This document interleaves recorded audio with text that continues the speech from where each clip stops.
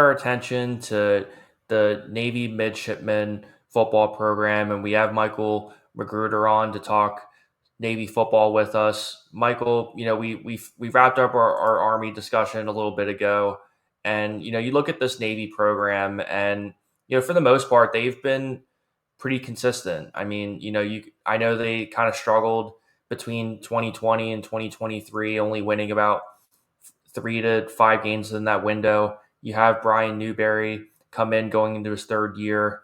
And then before that, I even think about Paul Johnson, who went 45 and 29 back in the early 2000s as well. So there definitely is a really strong history of Navy football being a very consistent program. And, you look at this roster and, at least for me, you know, Horvath is someone that I'm really excited about again, somebody who's a really big playmaker, someone who's exciting to watch and going to his senior year. I think he's going to continue to pop off again. So tell me what you think about Blake Horvath in general and also just the program as it is right now. Oh, and you listed two, the current head coach and the one that moved to Georgia Tech and went Power Five. But I want to give a shout out too to Coach Ken Neil Machalolo, who was there for about 18 years and really ran a successful program. He had Ricky Dobbs and Keenan Reynolds, who were very successful in the triple option offense and kind of really pushed the team to that next level, as well as Malcolm Perry, who had a 2,000-yard season his senior year. They ran into some troubles down the road, and that's why they had to kind of go their separate ways. Promoted Paul Johnson from defense, not Paul Johnson, I'm sorry, Brian Newberry from defensive coordinator to head coach, and he's put his fingerprints on this team. Blake Horvath, like you said, is turned into a superstar last year for them. He led the country in QB rating at an 83.6, and really felt like much of his success throwing the ball was because they decided to run a spread option now instead of the classic triple option under center. They went from about 10% of the time under center to 45% of the time in shotgun. So, I'm sorry, 10% in shotgun under Malcolm Perry's quarterbackship to 45% with Blake Horvath at quarterback. And that's a huge jump for a team like that. So he ended up with 1,300 passing yards and 1,300 rushing yards last year. And while he doesn't have Bryson Daly's, rushing totals and touchdowns, he still very much impacted the team in the game by adding that second element. He was responsible for 6 touchdowns against front running Memphis last year and kind of a breakout game for him. He had a 95-yard touchdown, the longest run in Navy's history against Oklahoma in the bowl game. So he really put his fingerprints on that team and really changed kind of the view of how this team plays.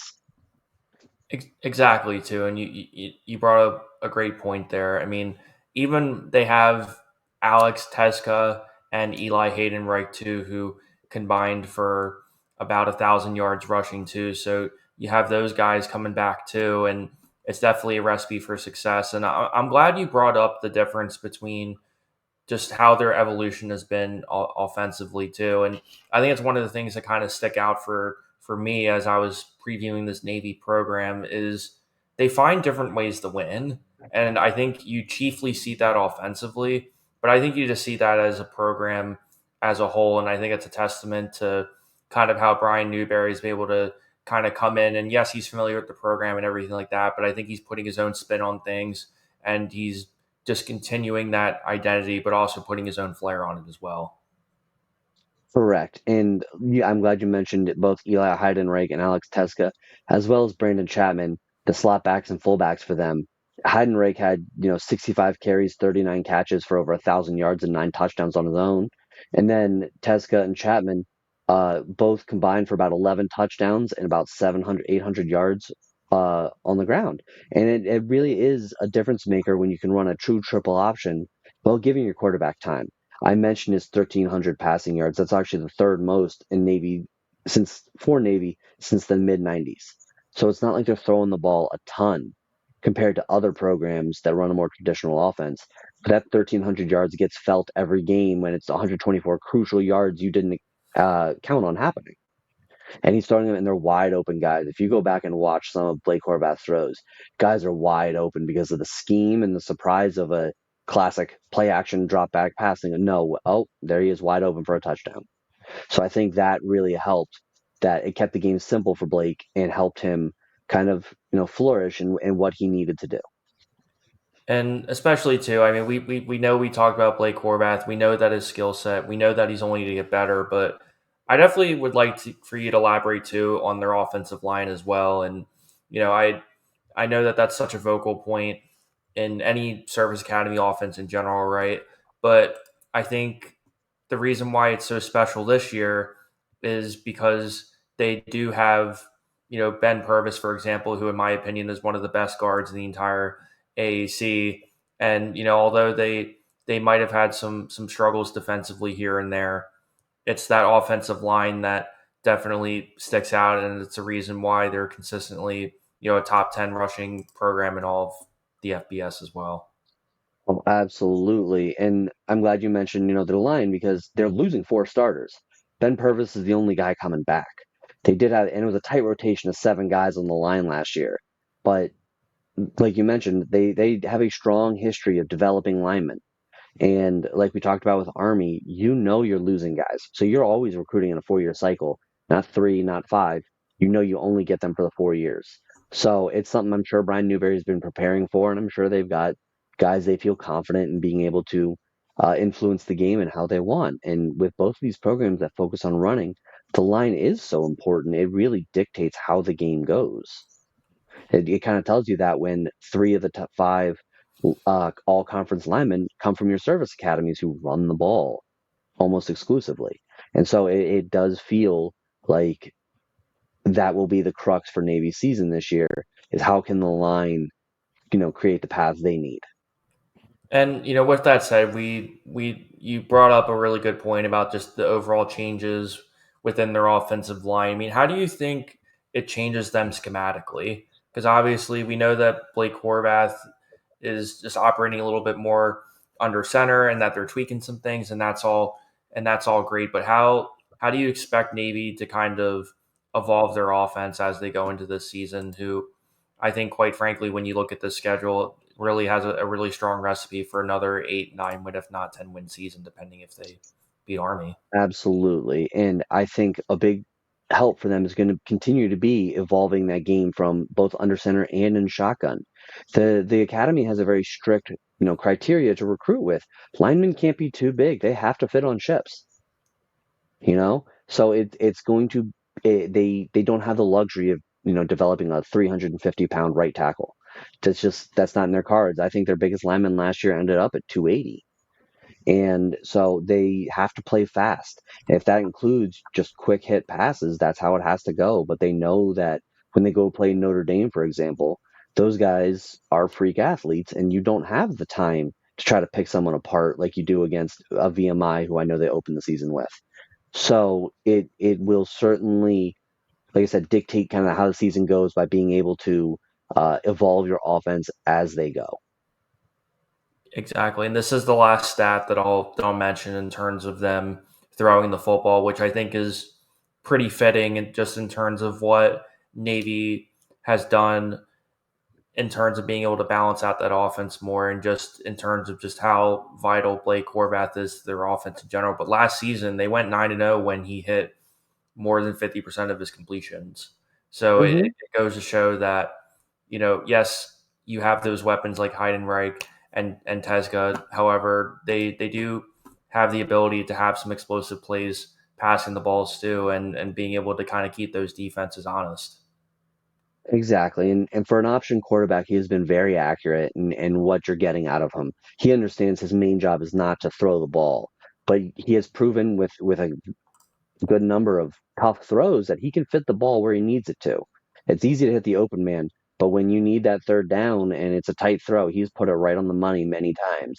And so I know that gives confidence to both the offensive coordinator and the head coach that we can go for it more now than in previous years where it was triple option 3 plays, even when it's 3rd and 9. That hey, this is what we're gonna do because this is what we do.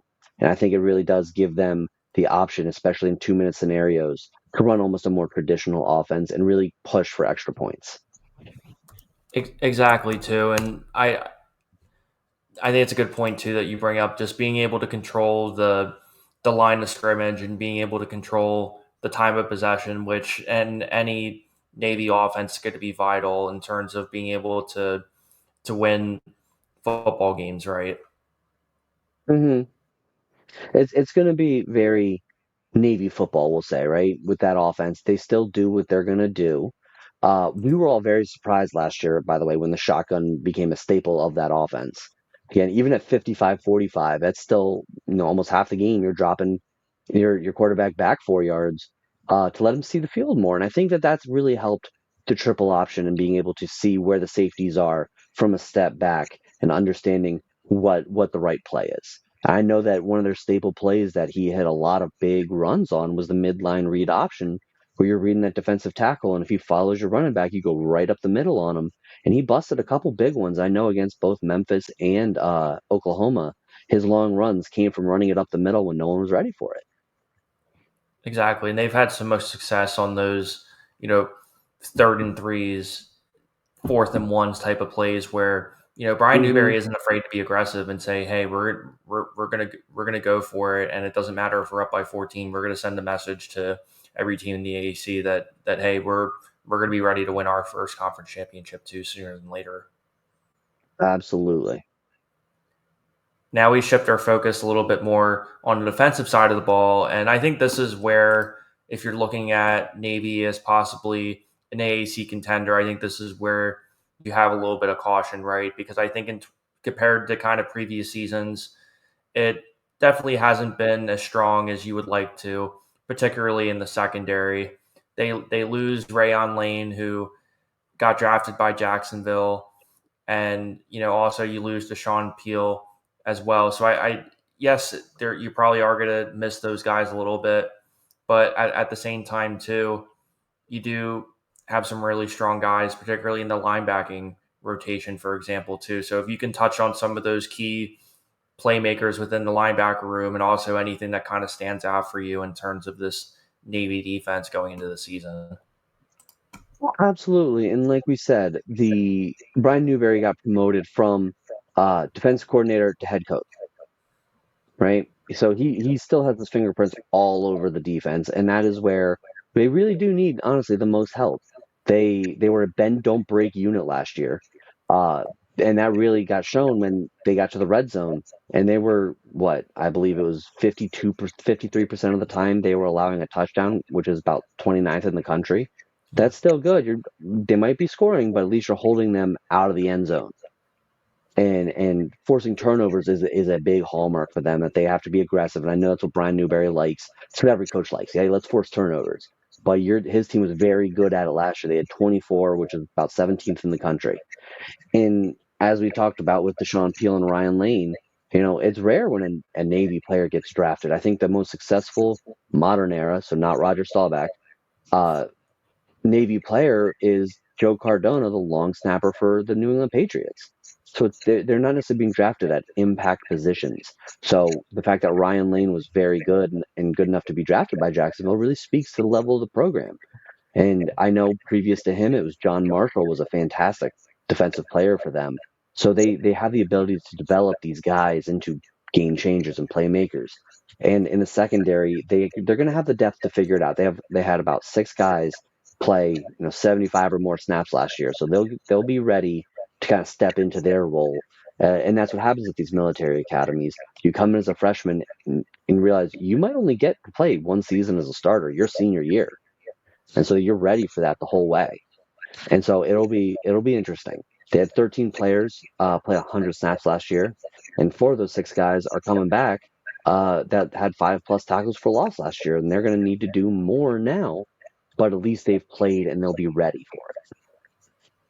Exactly too, and you, I'm really glad you brought up the experience of some of those key playmakers, because to me, if you ask me what is going to make Navy possibly an AAC contender, for me, I look at that front seven and I say to myself, I watched a little bit of Landon Robinson in preparation for this, and I think he's one of the Hmm. top nose tackles in all of the AAC. You have Griffin Willis, who I think is going to be a guy who is on the verge of being another really strong contributor too. And then you have guys Hmm. like Colin Ramos and Kyle Jacob, who, yes, they're going to be replacing them. However, you have other guys who are going to step up immediately and be able to contribute and understand the system and all that good stuff too. Absolutely. And like you said, the defense will kind of dictate how the season goes. That as long as they bend and don't break and keep them out of the end zone, there's a pretty good chance because we've seen the Navy offense can put some points on the board, and they'll play in big games. So it'll be interesting to see kind of how the defense does. Navy's season is really a two-game season. It's how they do against Army and how they do against Notre Dame.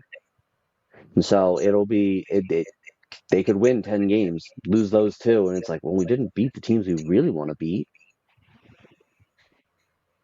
Yeah, because I when I look at the schedule too, a lot of these games are going to be it's going to be a breeze, at least in my opinion. I mean, you go in towards the beginning of the season, and yeah, you have to play a Tulsa team who could be tough. You do play September 27th. You do play Rice, who is converting to a triple option offense now that they hired Davidson coach Scott Abel. So I think that's a game on your calendar for anyone who's into triple option football. Definitely circle that. But I think another game that I think somebody could possibly be a little bit more intrigued about is this November 15th game after Notre Dame when they face South Florida, who I think, quite frankly, under Alex Goulash is going to be a coach that I think is going to be in a group of a Power Four school sooner than later. But most importantly, I think they're building Hmm. a really solid program there. And if Navy's a little bit asleep at the wheel versus Notre Dame and they come out lackluster versus South Florida, that could be a dangerous recipe too, especially when they have that week in between playing Memphis as well. Oh, absolutely. I mean, they were riding a pretty good high. I believe they were 6-0 before they went into Notre Dame last year and got trounced 51-14. And then the next week they went and played Rice, and it was a hurricane delay, a rain delay, and they knocked out the power. I can't remember what the situation was, but they were delayed until almost 10 p.m., so almost midnight at campus. So now you're playing really late, and they came out very flat against Rice and dropped a game they shouldn't have, and that really kept them out of the AAC Championship game. But it also didn't help, again, when you lose Blake Horvath and then you go and play Tulane and lose 35 to nothing. That was a hurtful game for them, but still it would have been the one loss on the record, and we could have had back-to-back Army Navy games. But it just shows you any given Saturday, you got to come out ready to play regardless of who you're against. Exactly, and you know, overall, what's your if you had to decide right now, what's your overall projection on Navy this year, and what do you think is going to be the key difference if they do end up going into that Army game and potentially being that game where it decides whether or not they win 10 games this year or not? I think very much for especially that Army game that neither team feels like they should be the underdog against the other. It's that pride you play with. And whichever team ends up being labeled as the underdog is going to play a lot harder. It's going to matter more to them. Um, Not that it won't matter to the other. I want to be clear before people jump on me for that. Right, right. But it's to me, I feel a repeat of last year, another 10-3 season would be a very good season for them. Um, there again before Brian Newberry and after Malcolm Perry, that stretch of 4 years from 20 to 23, it was rough. It was 3 wins a year, so 10 wins is a great season. Coming from again a Miami Hurricanes fan, where I'm still happy with 10 wins for them, and I have higher expectations every year. So it'll be good. I think, like I said, that Notre Dame game is always tough. I think they've won twice in the last 50 years. So why do they keep playing them? Navy kept Notre Dame afloat during World War II, and Notre Dame honored that by continuing to play them every year and said we'll never take them off the schedule for how they helped us. And so, well, that's great. It's a brutal schedule, and you got to play them every year. And last year they were the national runner-up. Other than that, there's always an AAC game that just doesn't quite go your way, whether it's the weather, whether it's turnovers or whatever. Um, that it turns into a battle, and those games always seem to go one way or the other. So I think very much a 10-2 season, 10-3 season would be very, very good and very almost accurate for them. And it all comes down, like I said, to that defense. The offense is returning a lot of players, and you kind of know what you're getting out of that. And it'll come down to Blake Horvath turnovers. I think he had 4 interceptions last year, only 13 touchdowns. But again, his job wasn't to throw it into the end zone. It was just to keep the offense moving.